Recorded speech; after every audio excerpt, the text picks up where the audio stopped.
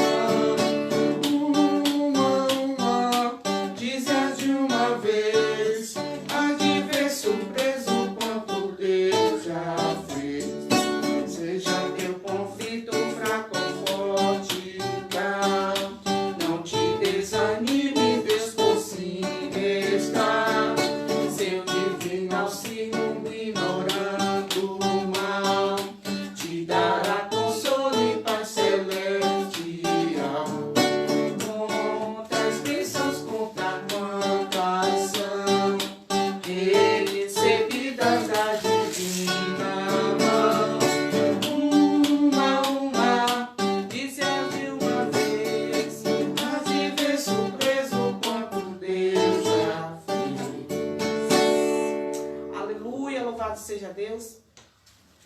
Hoje somos mais do que abençoados, estamos vivos, louvado seja Deus. Temos que agradecer ao Senhor por todas as suas misericórdias, por todas as suas bênçãos. E temos que louvar assim ao Senhor e agradecer. Então seja grato a Deus, continue na presença do Senhor, continue buscando ao Senhor, porque os dias estão sendo maus, mas temos a certeza que o nosso Deus está conosco e Ele vai nos dar livramento de todo mal em nome de Jesus, amém? Vamos orar ao Senhor e vamos passar o estudo em nome de Jesus Cristo. Excelentíssimo Deus de Israel, Deus Todo-Poderoso, nesta manhã, ó Deus, maravilhosa, onde dormimos e acordamos porque o Senhor nos despertou. Temos a Te louvar, ó Deus, a Te exaltar, a engrandecer ao Senhor, a Te adorar na beleza da Sua santidade. Ó Deus, receba as nossas vidas, ó Deus. Retire de nós tudo que não Te agrada, tudo que não pertence. Espírito Santo do Senhor, vem encher as nossas vidas, ó Deus, com a Tua presença. Somos carentes do Senhor, somos carentes, ó Deus, então venha nos encher, meu Pai, com a Tua misericórdia, meu Pai. Venha nos encher com o Teu amor. Meu Deus, Que nessa manhã o Senhor possa iluminar cada dia mais a mente do teu servo, Deus. Derrama sobre ele a tua unção, meu Deus, para que possa transmitir a tua palavra, meu Deus, aos nossos corações nessa manhã. Toma nossas vidas, a nossa família, a família do teu povo em tuas santas mãos. Que o Senhor continue conosco. É isso que eu te peço e agradeço. Em nome do Pai, do Filho e do Espírito Santo. Amém. Deus te abençoe. Louvado seja Deus. Como eu disse para os amados irmãos, espiritualidade na família. O versículo-chave é Josué, capítulo 24, versículo 15. É um versículo bastante conhecido dos amados irmãos, né? Vamos estar lendo aqui em nome de Jesus. Porém, se vos parece mal servir ao Senhor, escolhei hoje a quem servais, se aos deuses a quem se serviram vossos pais que estavam além do Eufrates, ou se aos deuses dos amorreus em cuja terra habitais. Eu e minha casa serviremos ao Senhor. Esse foi o nosso versículo-chave.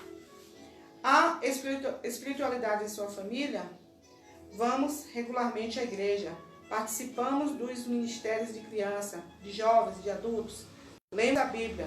Temos culto doméstico semanalmente. Oramos antes das refeições. Claramente somos uma família espiritual. Depoimentos assim são louváveis. No entanto, não fazem uma família ser espiritual. O que é espiritualidade e como isso se aplica à família? Graças a paz, amados irmãos e irmãs, estamos nessa manhã aqui para adorarmos ao Senhor e aprendermos mais e mais da sua palavra, que Deus possa estar abençoando a vida de todos vocês em nome do Senhor e Salvador Jesus Cristo. E hoje nesse texto, nesse tema tão crucial que nós estamos trabalhando durante esses dias, espiritualidade na família, onde tem se crescido o número de óbitos dos casais, né? O feminicídio tem aumentado em nosso país, apesar de já termos uma praga, uma destruição, devastação de vidas, que é esse vírus que vem matando muitas pessoas. Ainda tem essa questão de muitas brigas nos casamentos, agressões e mortes. E estamos falando hoje justamente sobre a questão da espiritualidade. E nesse primeiro parágrafo que foi lido aqui, fala a respeito justamente sobre o que é espiritualidade e como isso se aplica à família. Se existem pessoas que não têm nenhum costume de ir às igrejas, de ler a Bíblia, de fazer orações e ter um comportamento cristão, e quem tem esse comportamento não demonstra um nível de espiritualidade, não é? Imagine as pessoas que nem isso fazem. É complicado, né? Mas mais à frente estaremos falando sobre essas questões que vai estar nos esclarecendo melhor esses pontos de vista. Amém. O que é espiritualidade? A resposta a essa pergunta não é simples. Apenas a igreja e participar de suas atividades não faz com que uma família seja espiritual. Espiritualidade não é apenas a prática, ou a pessoa é espiritual ou não é. Antes de mostrar exteriormente a característica que devemos desenvolver em nossa vida. Primeiro, todo significado, ou melhor, todo santificado é alguém espiritual. Todo aquele que foi salvo por Cristo é uma pessoa espiritual. Espiritualidade não é uma característica que dá méritos para distinguir um crente do outro, como algo além da salvação. Pode. Espiritualidade e santidade. 1 Coríntios 6, versículo 11. Um sinônimo para espiritualidade é santidade. Todos os salvos são santificados e, obviamente, espirituais. Ser espiritual não significa desprezar o mundo físico e viver uma forma de vida abstrata, mas é viver de acordo com a salvação que recebeu. Um salvo não sofre transformação física no momento da conversão, mas ganha uma mudança no espírito. Em Gálatas, capítulo 6, versículo 1, podemos compreender a expressão vós que sois espirituais, substituindo por vocês que têm o espírito transformado. Espiritual é alguém que tem um espírito transformado. Exatamente. Existe como posso dizer assim, essa briga, essa divergência sobre a espiritualidade e o comportamento. As pessoas acham que ser espiritual é aquela pessoa que se veste de uma maneira, desculpe a realidade, às vezes até mesmo arcaica, né? Só tem um exemplo, se veste dessa forma, só tem uma maneira de pentear o cabelo, não usam brincos, não usam batom, não usam nenhum tipo de joias, não é? Tem um comportamento perante a sociedade aparentemente diferente, não é? E como se tudo no mundo fosse um pecado. Estar aqui é um pecado. Um exemplo, não vai à praia, não participa de nada, não tem uma convivência social. Tem pessoas que quando estava no mundo era uma pessoa, quando passou a estar na igreja já não fala com as pessoas que conheciam antes, já não se comunicam, na verdade, tem um comportamento completamente avesso e dizem o seguinte, não, porque agora eu sou cristão, então significa para eles que estão pecando se ter essa convivência normal, social, não é verdade? Não participo de mais nada entre famílias, porque eu sou crente, minha família não é crente, então eu não participo, não converso, não tenho mais aproximação na intimidade. E espiritualidade é muito contrário a tudo isso, amado. Quando nós somos espirituais, nós conseguimos demonstrar para a sociedade o perfume de Cristo. Nós conseguimos atrair as pessoas para Cristo e não simplesmente expurgá-la. Nós não excluímos, não expulsamos as pessoas do nosso convívio cristão. Pelo contrário, as pessoas se sentirão mais felizes em conversar conosco, em estar ao nosso lado. As pessoas se sentirão mais alegres em ouvir de nós uma palavra de vida, uma palavra de consolo, uma palavra a palavra da verdade, tudo isso, entendeu? Mas, como aqui está dizendo, podemos compreender a expressão, vós que sois espirituais, substituindo por vocês que têm o espírito transformado. Espiritual é alguém que tem o espírito transformado, ou seja, espiritual não é o meu comportamento na maneira de me vestir para a sociedade que tem que mudar, não, mas é o meu comportamento o meu comportamento pessoal para a sociedade. Se eu era uma pessoa briguenta, que não gostava de confusão, que arrumava problemas com todo mundo, a partir do momento que eu aceito o Senhor Jesus, eu mudo. Eu passo a ser alguém transformado, alguém que transmite paz, transmite alegria, transmite felicidade. Quantos são os cristãos, os homens, que a partir do momento que a esposa foi para a igreja, as brigas aumentaram dentro de casa? Não é verdade? Quantas são as pessoas que a partir do momento que foi à igreja, ao invés de mudar para melhor, piorou a situação? Quantas são as pessoas? Então é isso aí que nós temos que analisar. A partir do momento que eu aceito o Senhor Jesus como meu Salvador, eu tenho que mudar para melhor. Mas minha família, o meu marido bebe, o senhor não conhece meus filhos, não conhece meus parentes. Então, pelo fato deles fazerem as coisas erradas, eu vou entrar em choque, em guerra contra eles? Não. Pelo contrário, a partir do momento que eu conheço a palavra de Deus, eu já passo a compreender melhor a situação que eles estão vivenciando. Como diz a palavra do Senhor na carta de Pedro, é através do meu testemunho através do testemunho das mulheres que elas irão ganhar os seus maridos. E é justamente isso que está faltando nas pessoas hoje, é muito mais testemunho do que uma pseuda, desculpe eu fazer um sinal que é um vício, né? E é errado estar fazendo um sinal de aspas, ou parênteses. É uma pseuda espiritualidade que as pessoas vêm vivenciando hoje. Todos os salvos são 100% espirituais. 1 Coríntios, capítulo 1, versículo 2. Espiritualidade não é algo que torna um salvo melhor que outro. É equivocado entender que uma pessoa pode ser espiritual ou mais santa que outra. O significado de ser santo é ser separado. Não se pode ser separado em porções para Cristo. Não somos 1% santos na conversão e vamos ganhando mais com o tempo. Esse não é o significado correto para a santificação progressiva. Pastor, eu vi um vídeo na rede social onde um pastor famoso, né? Faz muitos vídeos e ele põe nas redes sociais.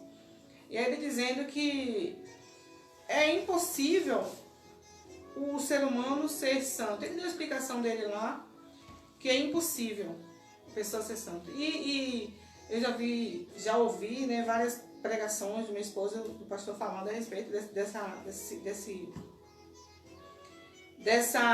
como posso dizer, dessa pregação a respeito de ser santo. Se a Bíblia diz, que nós sede santos como eu sou santo. Então ele está explicando ou ensinando para as pessoas continuarem fazendo um erro mesmo, errando mesmo, e que porque ninguém é santo, né? Então, às vezes a gente tem que ver o que a gente ouve na internet, qual os tipos de pregações que a gente está ouvindo e que a gente está aprendendo. Eu gostaria que o pastor explicasse só um pouquinho a respeito disso, porque várias pessoas cristãs estavam compartilhando e comentando a respeito disso. É impossível ser santo. A Bíblia fala em vários textos, né, que o Senhor ele pede que nós sejamos santos porque Ele é santo, não é verdade? E ao ouvir isso é até assim um pouco estarrecedor, mas é necessário nós entendermos a compreensão dele, a explicação. Porque ser santo é ser separado. Ser santo não é ser santo de parede. Não é que as pessoas hoje acham que ser santo, como um dia uma pessoa me perguntou na igreja assim, pastor, o senhor come? Como se achasse que pastor não come, pastor não toma suco, refrigerante, né? Não se alimenta porque tem que ser santo. Ser santo é viver só jejuando a vida toda. E não é isso. Ninguém é santo. O ser humano não é santo, aquele santo de aquela imagem que coloca na parede, que dali não sai. Não. Aquela imagem é santa. Um exemplo, usando assim um termo assim, uma maneira um pouco irônica, não, com todo respeito. Mas digo assim, santa por quê? Porque ela não sai dali para canto nenhum. A imagem dali na parede não vai para a festa, não vai brigar, não vai xingar, não faz nada de errado, então está ali quieto, então é santo. O nosso contexto de sermos santos, amados, sermos separados, como diz a Bíblia, e eu falo isso e torno a repetir constantemente, eu não sou perfeito ainda, mas como diz a palavra, temos que buscar a perfeição, de acordo com Cristo viveu. Se ninguém consegue ser santo, então ninguém vai ser semelhante a Cristo, nem tampouco deve estar seguindo o exemplo de Jesus, pois Jesus é o nosso exemplo a ser seguido. E todo cristão é servo dele, discípulo dele, que tem que pegar a sua imagem como semelhança e seguir. Nós somos imagem e semelhança de Deus na sua criação. Depois passamos a ser imagem e semelhança de Adão e Eva por causa do pecado. E Cristo veio para nos levar para a imagem e semelhança dele. Voltar à santidade, voltar aos pés, aos átrios do Senhor. Então, por mais que o mundo seja perverso, por mais que existam pecados, etc., eu acredito sim que há pessoas que levam uma vida de santidade para com Deus. Eu não posso generalizar, ainda mais durante esses dias que estamos lendo o livro de Gênesis, que fala sobre Abel, que foi morto por Caim, e tinha uma vida exemplar perante ao Senhor. Depois disso vem Sete, que tinha uma vida também exemplar. Vem o filho de Sete, que é Enos, que passaram a adorar o Senhor, né? Vem Enoque, e diz a Bíblia o quê? que tem Enoque e tem também Noé, que Enoque e Noé, eles andavam com Deus. Esse termo andar com Deus é porque eram homens que faziam a vontade de Deus, que obedeciam a Ele plenamente. E dentre toda a humanidade, Deus escolheu, arrebatou Enoque e escolheu Noé para poder, através de Noé, novamente preencher a terra. Então, se não existe pessoas santas, pessoas que agradam a Deus na maneira que Deus quer ser agradado, então a Bíblia está mentindo. A Bíblia está mentindo, né? E aí, se você for analisar, até mesmo no Novo Testamento, você vai ver Zacarias, um homem temente ao Senhor, o pai de João Batista. Você vai ver mulheres também que eram tementes ao Senhor, homens tementes ao Senhor, vários homens. Leia a história de Natanael, que você vai ver também que era um israelita diferenciado, e isso é falado pelo próprio Senhor Jesus. Na verdade, o próprio Senhor Jesus Cristo que fala de Natanael. Então, é complexo eu afirmar uma coisa dessa, que não existe pessoas que se santificam. Até para dizer essa palavra é um pouco preocupante, porque santo é apenas aquele que é separado. E todo cristão é santo, gente. Todo cristão é santo. Entendeu? E o próprio Paulo fala isso, que ele saúda os santos com o ósculo santo. Entendeu? Agora, a questão de levar uma vida em obediência à palavra, é até errado eu proferir essa palavra, né? É que não existe ninguém santo. Se todo cristão é santo, todo cristão é separado. Agora, pessoas que levam a vida em perfeição, aí já é diferente. Perante a Deus é diferente, né? E é justamente isso que nós estamos trabalhando aqui. Espiritualidade na família. Espiritualidade é santidade também na família. Ou você não tem esses momentos da sua vida de santidade? Porque se você, quando eu digo assim, não existe ninguém santo, aí eu digo assim, não existe homem fiel, não existe mulheres fiéis, entendeu? Aí é generalizar, aí é ser ignorante, entendeu? Não existe famílias de Deus, aí é complicado, né? Porque às vezes, pastor, tem pessoas que querem continuar na fornicação, querem continuar na prostituição, querem continuar fazendo as coisas erradas, e aí elas acham que todo mundo tem que viver a maneira dela. Mas nós que observamos, vamos continuar buscando o Senhor, vamos continuar na presença, que é isso que agrada a Deus, e pronto. Mas, como eu disse, observe bem o que vocês veem na internet, né, nas redes sociais, para não turbar a vossa mente. Foi isso mesmo? Porque agora não sei. Todo santificado precisa desenvolver sua espiritualidade. É melhor. Santificados ganham nova vida. Romanos 6,6.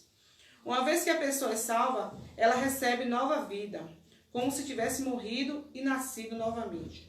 No entanto, a inclinação ao pecado da velha vida ainda existe. Isso significa que na conversão somos feitos à semelhança de Cristo, espirituais, mas sem conseguir viver sem pecado com Ele. O alvo, após a salvação, não é crescer em volume de santidade, mas em se parecer mais com Cristo, deixando a prática do pecado. Efésios 4, 22 a 24. O que é interessante nós falarmos sobre santidade na família e conosco é o seguinte: o que é mais fácil hoje? Você ser santo ou você ser pecador? Apesar que todos nós somos pecadores. Mas é nós estarmos praticando atos de santidade ou atos de pecado. É óbvio que é atos de pecado, né? Atos pecaminosos. Não é verdade?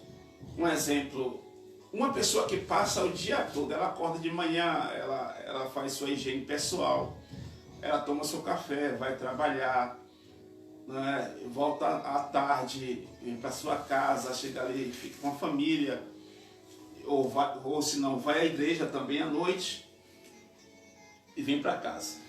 Essa pessoa cometeu algum ato de pecado? Não. Não é? Cometeu algum erro? Não. Isso significa que ela não seja santa?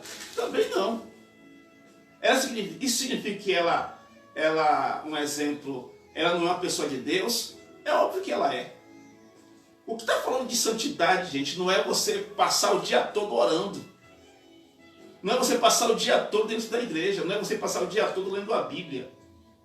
Não é você passar o dia todo sem falar com as pessoas. Não é você passar o dia todo jejuando. Não, santidade é você simplesmente viver de maneira que você não cometa certos tipos de pecados que são grosseiros ou grotescos.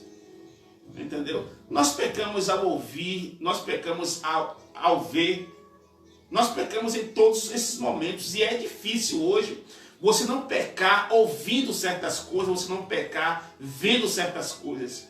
Mas o que significa isso? Você precisa conter-se os seus desejos, conter os seus olhos. Entendeu? Você não vai sair pela rua igual cego com os olhos fechados. Mas viu? Siga seu caminho, vai em frente.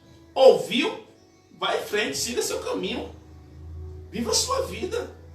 Mas a questão é o seguinte, se eu ouço uma música, como eu posso dizer assim, uma música devassa, que acontece muito, ainda mais aqui na Bahia, né? A questão do axé, do pagode, etc. E em outros lugares é funk, um monte de coisas, né? Se eu ouço esse tipo de música, mas eu sigo a minha vida, não fico parando, me rebolando, mexendo e tal. E se afetou a minha santidade com Deus? Não. Se eu vi uma coisa indecente, algo indecente na rua, mas eu baixei minha cabeça e fui embora, isso afetou minha santidade com Deus? Não. Mas as pessoas às vezes quer comparar o seguinte, ela vive o tempo todo ouvindo coisas que não prestam, né? Ela vive o tempo todo vendo coisas que não prestam, aí nem tem a preocupação mais de mudar o canal quando passa na televisão algo indecente. Ela não muda assim para mudar o canal, não. Entendeu? Ela nem liga mais, deixa à vontade. A pessoa, às vezes, ela está ouvindo algo indecente e ela não se preocupa em desligar. Não, deixa passar. É assim mesmo. Todo mundo ouve, todo mundo faz. Entendeu? E as coisas não é bem dessa maneira. Nós temos que saber, a mesma coisa quando você vai comer algo. Você consegue comer uma comida azeda, uma comida podre? Não, você sabe muito bem diferenciar. Não, isso aqui eu não quero, porque não presta. Vai me fazer mal. A mesma coisa é o que a gente ouve. A mesma coisa é o que a gente fala. É o que nós estamos vendo na rua o tempo todo. E até mesmo assistindo em nossa casa. Nós temos que selecionar, amados, o nosso comportamento, as nossas ações e as nossas atitudes. Amém. Santificados precisam deixar a velha vida. Desculpe. Crescer espiritualmente significa avançar em agir mais como Cristo. Nesse sentido, uma pessoa pode estar mais avançada que outra. No entanto, não em fazer mais, porém em fazer menos. Observe algumas considerações a esse respeito. Feitos como Cristo, Efésios 2:10. Uma vez que alguém foi salvo, ele é transformado à imagem de Cristo, 100% santificado. Exatamente. A partir do momento que eu aceito Jesus, que eu sou batizado nas águas, quando as pessoas falam assim, pastor, eu fui à igreja, levantei a mão, eu aceitei, mas não fui batizado, então eu não sou crente. Você já é.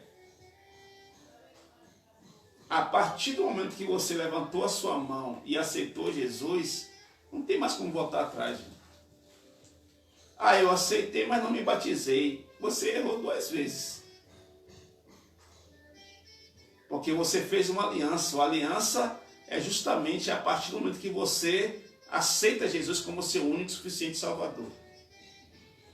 Você foi batizado nas águas. O batismo, amado, não é que você vai ser, como eu posso dizer assim, vai acontecer uma mágica quando você é batizado nas águas. Não. Não é uma mágica, entendeu? A partir daquele momento do batismo, a partir do momento que você aceita Jesus, você já tem que ter um comportamento diferente. Tem que ter um comportamento diferente, entendeu? Tem que ter uma vida diferente. Você fez uma aliança, foi com Deus, não foi com o homem. Entendeu? Então, a partir desse momento você tem que ser santificado, já uma pessoa separada, uma pessoa diferente, uma pessoa que vai ter um comportamento, não é que você vai, como eu falei no início, abandonar e ser inimigo das pessoas, não, mas você vai mostrar para elas que aquelas conversas indecentes, aquelas reuniões que não tinha nada de proveitoso, aquelas conversas, vamos dizer assim, de fofoca e tal, de calúnias, difamação, mentiras sobre vidas alheias, isso não pertence mais a ti. Entendeu? Então, a partir do momento que eu faço uma aliança com Cristo, eu já mudo. Eu tenho que ter essa preocupação. Não é de ser mais santo, mas é de não pecar mais. Como aqui está dizendo, não é verdade? Não em fazer mais, porém em fazer menos. É o que? Pecar menos. Se envolver com coisas erradas, diminuindo de maneira drástica essa questão. Esse comportamento que nós devemos ter. Não conseguimos viver com ele. Não conseguimos viver como ele. Romanos 6:4. Buscamos andar de acordo com a nova natureza, sem pecado, ser como Cristo. Exatamente. O cristão, na verdade, é aquilo que nós falamos já algumas vezes. Você nesse mundo pode fazer tudo que você possa imaginar. Tudo aquilo que Jesus fez. Né? Jesus viveu. Desculpe. Jesus ia à festa. Ou não está escrito na Bíblia. Jesus, ele conversava com as pessoas. Ele se relacionava. Jesus quebrou tabus, conversou com a mulher samaritana. Jesus comeu na casa de pecadores. Por que você não pode ir na casa da sua família comer com eles? Né? Participar de um almoço. Ah, porque eles bebem, porque eles fazem coisas erradas. Olha, seja diferente. Não é você, a partir do momento que aceita Jesus, você não vai se tornar um monge, vai entrar dentro do mato, lá no mosteiro, no mato, lá e vai ficar somente contemplando a natureza, vai sair do seu emprego, vai ir para a igreja, ficar o dia todo lá de joelho orando, nada disso, meu irmão. Você aceitou Jesus, agora você vai mostrar para as pessoas do mundo como é ser feliz com Cristo, sem beber, sem fumar, sem adulterar, sem mentir, sem roubar, sem enganar, sem tropeçar, sem fazer o mal ao próximo. É isso que é ser cristão. As pessoas irão olhar para você e dizer assim, puxa, eu quero ser crente igual esse rapaz aí, igual essa moça aí. Porque ela foi à igreja e não ficou igual esses radicais, dizendo que nós somos o demônio, o diabo, perturbados, endemoniados, pois isso acontece. Verdade. O que precisamos então é abandonar a velha natureza, Hebreus 12:1. Nosso crescimento não é em nos tornar mais espirituais, em si menos pecadores. Não devemos nos concentrar no que fazer mais, mas no que fazer menos. E a igreja, orar, ler a Bíblia é o mínimo esperado de qualquer cristão. Um crente pode fazer tudo isso sem deixar os pecados. O alvo do cristão que deseja desenvolver a espiritualidade é descobrir como igreja, a vida cristã e a própria Bíblia pode ajudá-los a deixar os pecados. Exatamente. O fato de irmos à igreja, como eu falei aqui, torno a repetir, se tornou um problema social. As pessoas têm ido à igreja hoje como se fosse ao cinema, como se fosse ao shopping, como se fossem à praia, como se fossem curtir. Uma noite de domingo, não tem nada para fazer em casa, estou de folga mesmo, já passei o dia todo em casa descansando e tal, então eu vou à igreja, ouvir um bom som, um louvor, ouvir uma palavra que me ajude, que me fortaleça durante a semana. Mas isso mudou em quê? As pessoas hoje, elas fazem o quê? Elas vão à igreja pedir perdão pelos pecados que cometeu e para que Deus venha protegê-la durante a semana de pecados que ela vai cometer. Entendeu? Ela não vai à igreja para mudar, ela vai à igreja porque é um programa social. E é justamente isso que nós estamos vendo. E eu falo isso englobando todo mundo, pastores. Quantos os pastores que pregam e aparentemente é cheio de santidade, mas por trás é enganador. E eu vou ser bem franco aqui para vocês e para todos. Analisem bem, aproveitando que estamos vivendo o mês dos pastores, né? Do pastor. Olha, analisem bem os tipos de pessoas que dizem pregar o evangelho. Hoje vocês vão ouvir, assistir muitas lives na internet de pessoas que não têm nada de Deus. Entendeu? Muitas pessoas que se dizem serem pregadores, pastores, etc., mas porém não tem nada de Deus. Pessoas que não têm um temor, não respeitam a palavra do Senhor. Entendeu? Na igreja todo mundo é crente, gente. Nas lives todo mundo é crente. Entendeu? Então, o que é que me leva a ser de Deus é o meu testemunho. Se uma pessoa não tem um bom testemunho, ela não tem nada de crente. Ah, eu sou pastor, mas minha esposa não é cristã. Pelo amor de Deus, gente, vamos ser um pouco coerentes. Tem pessoas que ela vai passar a vida inteira na igreja e ela nunca vai ser um pastor, gente. Por mais que ela queira, por mais que ela se esforce, por mais que ela se dedique. Ser pastor não é derramar um óleo na cabeça, gente. Existe na verdade, quando as pessoas eram escolhidas para serem sacerdotes no Antigo Testamento, isso não era bem, ouça bem o que eu vou lhe dizer, uma escolha muito agradável. Porque servir a Deus no Antigo Testamento era uma exigência de muitos sacrifícios. Entendeu? Pregar o Evangelho, viver o Evangelho, ser um sacerdote ainda hoje, ser um reverendo, ser um pastor, ser uma pessoa escolhida para levar a palavra de Deus, exige sacrifícios. E o sacrifício é de uma vida de testemunho para com o Senhor. E sendo bem razoável, se você não tem um bom testemunho a dar, sai fora, gente. Entendeu? E aqui, como está dizendo, não é? Ir à igreja, orar, ler a Bíblia é o mínimo esperado de qualquer cristão. E como eu sempre falava com minha esposa, falo ainda com minha filha, né? Hoje ela é casada, aí quem manda nela é o marido dela, abaixo de Deus.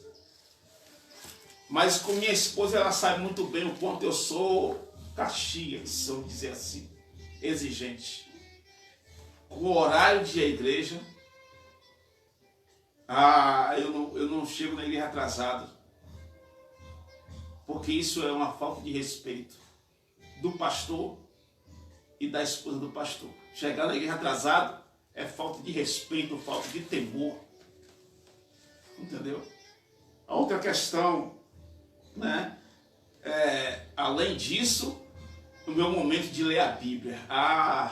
É sagrado, gente. É muito sagrado. O momento que minha filha já sabe, meu genro sabe, minha esposa sabe, até minhas gatas sabem. Que quando eu estou lendo a Bíblia, eu não quero visita, não quero perturbação, conversações, não quero incômodo, não quero ninguém, entendeu? Para atrapalhar esse momento que para mim é crucial. Entendeu? Então, como aqui está dizendo, tem pessoas que elas nem à igreja vão, né? Como diz aqui, ir à igreja, orar, ler a Bíblia é o mínimo esperado de qualquer cristão. E tem gente que nem isso faz. E se acham santos. Ou se acham mais santos que outros. Ou, entendeu? Ou pensam que faz parte de uma comunidade evangélica. E aí fica complicado, né? Nós podemos levar em quesito essas questões, o relaxamento,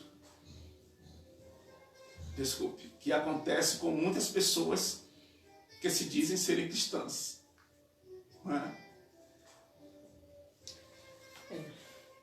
Santificação progressiva e crescimento espiritual. A santificação progressiva é o processo de sair da prática da velha natureza, abandonando o pecado e avançar para uma vida semelhante à de Cristo. Sendo assim, quando dizemos que uma pessoa precisa crescer espiritualmente, estamos afirmando que ela precisa amadurecer sua nova natureza. Se a santificação progressiva é a maturidade que nossa nova natureza desenvolve para viver como Cristo, o crescimento espiritual é a distância que percorremos nessa maturação. Fomos feitos espirituais, semelhantes a Cristo, quanto já conseguimos viver nessa nova natureza, é o que crescemos. Nas áreas em que ainda não conseguimos vencer, precisamos de crescimento e desenvolvimento espiritual. 1 Pedro 2:2. Eis a questão, né? Sendo assim, quando dizemos que uma pessoa precisa crescer espiritualmente, estamos afirmando que ela precisa amadurecer sua nova natureza. Essa questão, amado, de crescer, amadurecer sua nova natureza acontece em todos os sentidos, como eu tenho falado constantemente.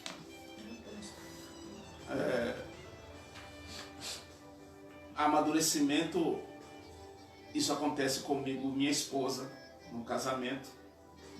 Isso acontece com uma pessoa e o emprego dela, o trabalho dela. Isso acontece entre ela e a sua família, de modo geral, ao ter um filho. Não é verdade? A pessoa tem que ter maturidade para ter um filho hoje em dia. Tem que ter maturidade para cuidar, para amar, para tratar bem o filho. Não adianta nós termos um filho e maltratá-lo, não dar o amor que ele precisa e exige bastante de um pai e de uma mãe. Essa questão, não é verdade? E como cristão também na família e esse momento de santidade, é necessário nós adquirirmos amadurecimento. Há coisas que eu fazia quando eu comecei no Evangelho e que hoje eu não faço mais. Um exemplo, eu acordava de madrugada, 12 horas, 1 da manhã, e orava alto, alto, alto, e até as panelas caíam. Hoje eu faço isso, não faço mais. Né? E não tinha lugar não, era dentro de casa. Quando eu conheci o Evangelho, eu só orava para estrondar. E as pessoas da rua sabiam, olha, Elias está em casa, porque quando eu começava a orar, era aquela zoada, entendeu? E hoje eu oro, mas as pessoas ouvem a minha voz, não ouvem. Por quê? Amadurecimento, entendeu? Tudo isso que eu falei aqui, provavelmente foram coisas que no início eu praticava, como dei exemplos. Ir na casa das pessoas de outras religiões e criticar, falar mal da religião dela, falar mal da maneira que elas serviam os seus santos, suas imagens. Isso eu fazia, gente. Mas o que é que isso tem a ver com Deus? Isso foi uma falta de amadurecimento, uma falta de ensinamento também das pessoas que estavam me instruindo, me discipulando. Mas com o tempo eu fui aprendendo que o que é dos outros não vai tirar a minha fé, a minha confiança, a minha vida com Deus. Não é verdade? E essa é a questão, né? Nas áreas em que ainda não conseguimos vencer, precisamos de crescimento e desenvolvimento espiritual.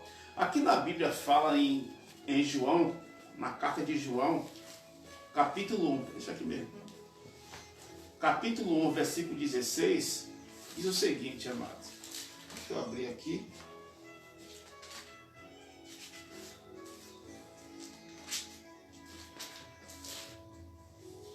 João 1, versículo 16, diz assim: todos recebemos da sua plenitude, graça sobre graça. Aqui fala, pois de sua plenitude todos nós recebemos graça por graça. Né? A plenitude do Espírito Santo estava sobre Jesus, gente. Quando fala sobre isso, é uma realidade que as pessoas entendem ou interpretam às vezes de forma errônea. Todos nós, a partir do momento que aceitamos o Senhor Jesus, somos cheios, sede, como diz lá, se não me engano, no livro de Filipenses, sede cheios do Espírito Santo. Né? Está dando o quê? Uma ordem, está aconselhando, sejam cheios do Espírito Santo. Né? Mas ali está simplesmente nos dando um conselho para que nós possamos chegarmos a sermos cheios. Mas não significa que somos totalmente cheios, gente. Pois cheio, como diz aqui em João 1, versículo 16, diz o quê? Todos recebem da sua plenitude. A plenitude de ser cheio do Espírito Santo é algo que veio de Jesus para nós. Sabemos que no Antigo Testamento as pessoas recebiam em momentos o Espírito Santo. Eram usadas pelo Espírito Santo. Não é? Em Joel vem a promessa, e todos vós serão cheios do Espírito Santo, etc. Mas eu lhe pergunto o seguinte: você tem um comportamento que demonstra que você realmente age pelo Espírito Santo? É a mesma coisa da história de Davi. Davi tinha um coração segundo o coração de Deus, óbvio. Está escrito na Bíblia, em 1 Samuel, capítulo 15. Mas eu quero te fazer uma pergunta e quero que você me responda e faça a pergunta a outros pastores que você conhece. Davi era cheio do Espírito Santo quando ele pega a mulher de Urias? Ele estava ali cheio do Espírito Santo quando ele pega a Batseba e deita com ela? Davi era cheio do Espírito Santo quando ele descobre que Batseba estava grávida e manda chamar Urias para dizer que o filho era de Urias? Davi era cheio do Espírito Santo quando ele manda matar Urias? Faça a pergunta. Entendeu? Então uma pessoa cheia do Espírito Santo jamais faria certo tipo de coisa que até mesmo o próprio Davi fez. Davi, que no leito de morte manda Salomão matar pessoas no leito de morte. Eu lhe pergunto, isso é correto? E nós temos que diferenciar o seguinte: o que é unção para rei e unção para sacerdote. Temos que diferenciar o que é consagrar alguém para rei e o que é consagrar alguém para sacerdote. Entendeu?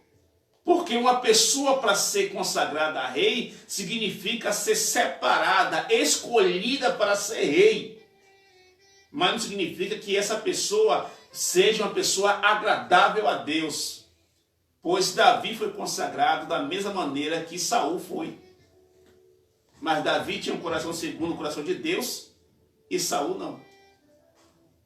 Mas mesmo assim, Saul não deixou de ser rei. Entendeu? Então é necessário nós estudarmos com profundidade, pois a Bíblia nos fala que a plenitude, né, todos recebemos da sua plenitude. É o que está escrito. Graça sobre graça.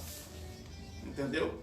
Então a plenitude de ser uma pessoa plena de Deus e do Espírito Santo é do Senhor Jesus. Nós recebemos dele. Pois é através de Cristo que nós recebemos o Espírito Santo.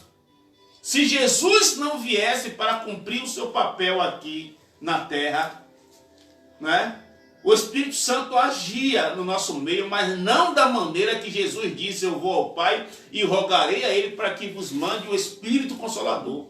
Foi Jesus que nos mandou o Espírito Santo. Então é dele que nós recebemos.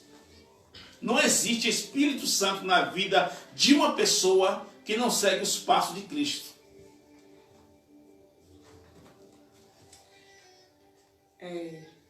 Leve a espiritualidade para casa. Atos 16, do 31 ao 32. Se você está crescendo espiritualmente ou está buscando o crescimento, leve-o para a sua casa. Quando Paulo e Silas falaram com o carcereiro, disseram-lhe que, se ele cresce, seria salvo e que sua família também viria a ser. O carcereiro creu e levou a salvação para o seu lar. Se você é pai, marido, mulher ou filho, leve para o seu lar o que recebe do Senhor. A mesma preocupação que um crente deve ter em abandonar os pecados para glorificar mais a Deus, deve ter para melhorar a sua família, a fim de refletir nela a imagem de Deus. Note a seguir como colocar essa verdade em prática. Primeiro, ensine o que aprendeu. Quando aprender algum estudo bíblico na pregação ou pela leitura de algum livro, compartilhe com seus familiares. Amados irmãos, eu tenho falado constantemente na igreja com os irmãos e citei até isso a respeito disso na reunião dos pastores, do conselho de pastores aqui na cidade.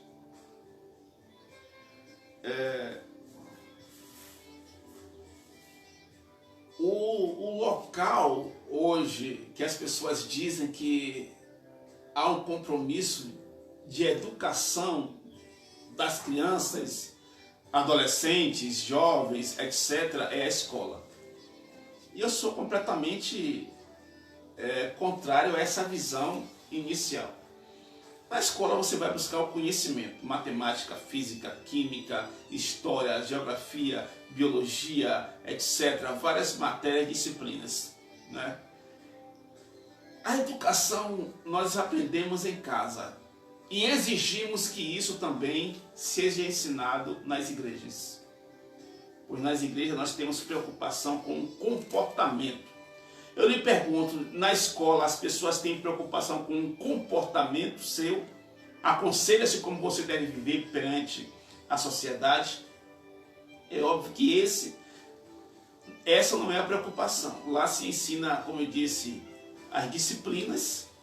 É necessário realmente que dentro da escola, de forma indireta, existe sim uma preocupação com a educação quando se leva as pessoas a se comportarem corretamente naquele recinto ali, né? As pessoas que chegam têm que ser educadas, têm que os alunos comportarem dentro das salas de aula, respeitarem os professores, respeitarem todos ali que administram a escola, etc. Os trabalhadores, né, os funcionários, não é verdade? Mas fora dali, existe alguma preocupação? Por acaso os professores vão na casa dos alunos saber como é que eles estão vivendo? Como é que eles estão se comportando? O que é que eles estão fazendo? Não. Mas eu faço isso. Lá na igreja eu vou na casa de todos os membros. E vou nas escolas também. Procurar saber como é que estão os alunos, os filhos dos irmãos nas escolas. Eu vou lá saber como é que eles estão, se estão estudando mesmo, se estão aprontando. Por quê? Porque a igreja se preocupa com a educação, se preocupa com o comportamento. E o pai de família hoje, preste bem atenção, a educação dos seus filhos depende de você. Entendeu? A educação, o comportamento deles, a obediência deles, o temor deles para com Deus depende de você. Quantas são as pessoas, os pais e as mães que pegam seus filhos e mandam para a igreja, mas eles não vão? Entendeu? Estão fazendo errados. São eles que deveriam pegar na mão dos seus filhos e levarem para a igreja. E ensinar os seus filhos, olha aqui, nós aprendemos isso, fazemos isso, o comportamento é esse, etc. Mas não, tem pais que nem botam os filhos no mundo e não dão a ele a educação necessária. E aqui está falando em Atos justamente sobre isso, que o carcereiro levou para a sua família a palavra de Deus, os homens de Deus, e quando ele aceitou Jesus, toda a sua família aceitou. E não adianta você vir com essa ideia, né? Mandar seus filhos para a igreja e você não ir, pois você deveria ser o exemplo para eles. É o papel do pai e da mãe, guiar os seus filhos aos caminhos de Deus. Como está escrito, repito aqui hoje, em Deuteronômio capítulo 6. Pratique o que aprendeu. Quando entender pela palavra que há mudanças a fazer, pratique em primeira instância com a sua família. Eles são os próximos, mais próximos a você. Busque conselhos. Se você não consegue enxergar onde há mudança a serem feitas em seu lar, busque conselhos para melhorar a vida familiar. Deseje o crescimento. Uma coisa que é um costume meu, e eu respeito muito isso, é o seguinte: nunca na minha vida eu falei com minha esposa o que eu iria pregar na igreja, antes de pregar. Nunca. Pedi conselho a ela: filha, o que é que eu vou pregar hoje na igreja? Nunca pedi. Chegar em casa e falar com ela: hoje eu vou pregar isso na igreja. Também não. Nunca. Nunca fiz isso. Se eu tiver de conversar com ela, com minha filha, com meu genro sobre algum assunto, nós conversamos. Se preciso abrir a Bíblia, abro, falo, explico. Mas, amado, e outra questão, no início eu tinha um costume de ouvir pregadores e copiar as pregações dos outros. Hoje eu não preciso mais disso. Por quê? Se Deus usa eles, Deus pode me usar também. Eles não são melhores que eu. E eu não sou melhor que eles. A diferença, desculpe, é que às vezes eles estudam mais. Às vezes eles têm mais oportunidades. Então eu aprendi o seguinte: para que Deus me use, eu preciso me debruçar e buscar o conhecimento. Orar, pedir, implorar e buscar. Pois eu tenho uma Bíblia na mão, a mesma Bíblia que esses pregadores grandes têm. Entendeu? Então é necessário, sim, nós, como diz aqui, quando entender pela palavra que há mudanças a fazer, pratique em primeira instância com sua família. Quando eu falo algo na igreja, amado, na maioria das vezes, e sempre, é algo que eu faço. Não é o que eu espero a igreja fazer, não. O líder, o pastor, como aqui eu deixei escrito, o pastor, o pai, provedor, sacerdote, líder, é aquele que faz também. Não é um exemplo, o pastor que chega na igreja e fala assim: hoje eu trouxe uma palavra para vocês. Está errado. A palavra é para nós.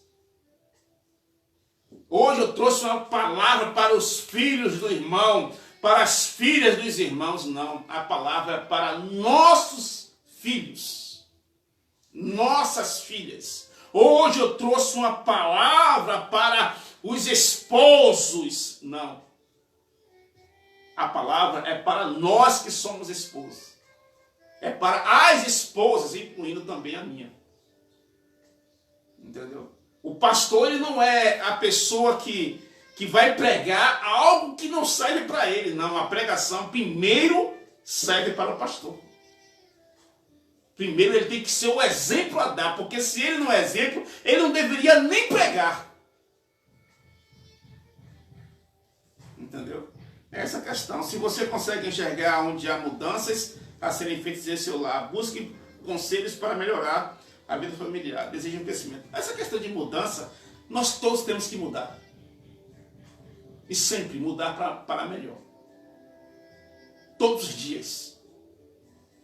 Ah, mas você não disse aí, pastor, que a pessoa quando ela é santa, ela recebe já a presença de Deus, ela tem que ter uma vida em santidade, mas o amadurecimento, como é que uma fruta amadurece?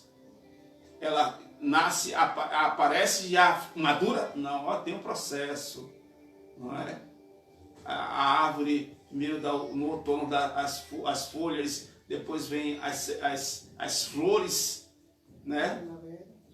Na primavera, depois vem aqueles frutos que nascem um monte, alguns caem, outros ficam, não é verdade? Aí depois vai crescendo, a gente tem que esperar, tem um pé de manga aqui que a gente sempre vê isso, vai crescendo aos poucos, aí vai amadurecendo uma, depois amadurece outra, depois amadurece um tanto e tal. É um processo, o amadurecimento é assim, gente. O amadurecimento é dessa maneira. Os resultados da espiritualidade em família. Ao desenvolver a espiritualidade da família, cada membro está envolvido. Se cada um buscar a Deus e deixar que a palavra transforme a sua vida, a família vai experimentar mudanças preciosas em várias áreas. Há 3 delas muito importantes para qualquer família. Você pode descobrir muitas outras. Perdão, comunicação, espiritualidade na família e serviço. Né? Perdão, nós falamos aqui na semana passada. Eu tenho sempre que pedir perdão à minha esposa quando algo de errado eu faço contra ela. Tenho que pedir perdão à minha filha se eu faço algo de errado contra ela. Tenho que pedir perdão ao meu genro quando eu faço algo de errado contra ele. Tenho que pedir perdão a um membro da minha família e da igreja quando eu faço algo de errado contra eles. Entendeu? Esse negócio de você se colocar num patamar que você não pode pedir perdão a ninguém, isso aí é muita arrogância. Né? Isso aí é grosseria, é estupidez, entendeu? De qualquer pessoa. A questão da espiritualidade, santidade, intimidade com Deus está justamente relacionada a isso aí. A comunicação. Quando nós entendemos que erramos, nós temos que sim pedir perdão. Não importa quem seja você. Porque tem pessoas que se colocam num patamar que ele é melhor que todo mundo, e quando erra, todo mundo tem que aceitar o erro dele. Isso aí, meu amigo, isso aí é uma intransigência tão grande que nem se pode explicar, né? A comunicação bíblica também, quando é o conteúdo da sua conversa em família. Quando é? Né? Um exemplo, a minha família, praticamente, todos são da igreja. Então, estou o tempo todo ensinando, falando, comunicando, explicando como deve ser a nossa convivência, o nosso tratamento, a nossa vida perante a palavra de Deus. Não foi por falta de ensinamento da minha filha que não. Nós ensinamos, né? E eu ensino o tempo todo. Servir. Em algumas famílias, os membros têm dificuldade de ajudar e servir um ao outro, esperando que se pertence à mesma família. Cumpra obrigações permanentemente. Traga o princípio de um ser servo do outro para os integrantes de seu lar. O que é ser servo, gente? Apesar que hoje as pessoas têm aversão a isso. Eu não sou servo, porque Jesus já pagou o preço e hoje eu sou livre. Hoje eu tenho livre-arbítrio. Olha, eu não sei que livre-arbítrio eu tenho, viu? E falo isso com alegria, não é com tristeza não. Porque eu não sou livre. Eu sou servo daquele que me comprou. E o preço do pagamento pela minha compra foi o sangue do Senhor Jesus. Então, eu não tenho livre-arbítrio.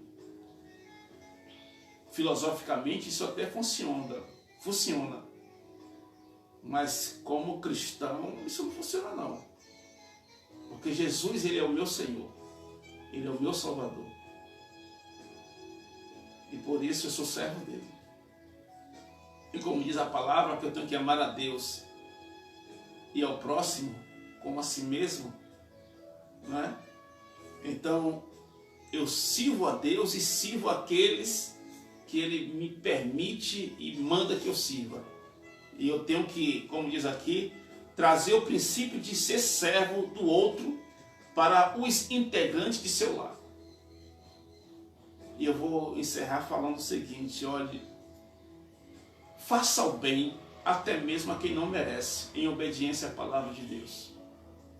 Pois a recompensa virá de Deus para a sua vida, e não da pessoa para quem você fez o bem. Tem gente que não merece, tem gente que não vale a pena você fazer o bem, mas faça, porque vai ser de Deus a sua recompensa. Entendeu? Então sirva as pessoas sem titubear. Deus, Ele é por ti. E faça nesse mundo a sua história. Faça o bem, se possível, a toda criatura. Conclusão. Avalie-se primeiramente. Realize as mudanças que entender necessárias. Então avalie a família e invista no crescimento de cada membro. Haja antes que problemas ocorram, cuidando do desenvolvimento espiritual de sua família. Amém, amados. Então,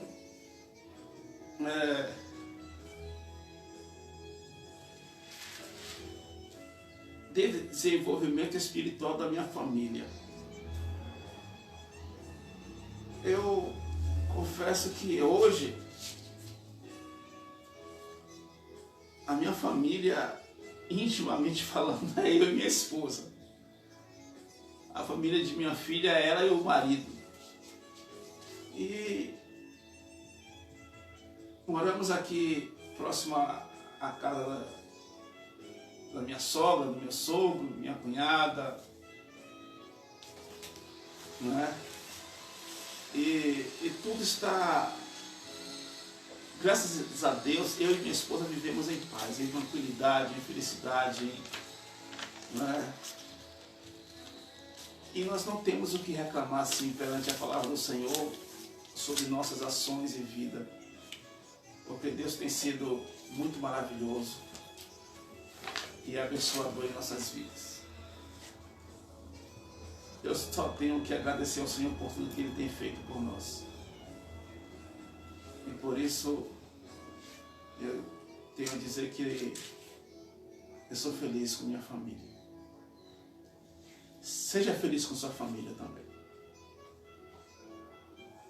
Amém. Louvado seja Deus. A próxima lição foi no domingo que vem, dia 14. Falar e ouvir é o tema, tá?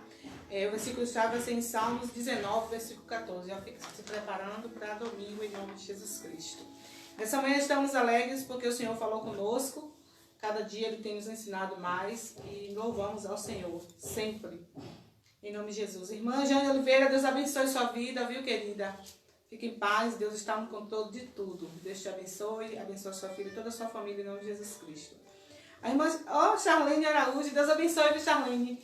Jennifer fez aniversário essa semana, né? Que Deus abençoe a nossa sobrinha do meu esposo. Deus abençoe todos vocês aí em Salvador, a parentela do meu esposo, em nome de Jesus Cristo.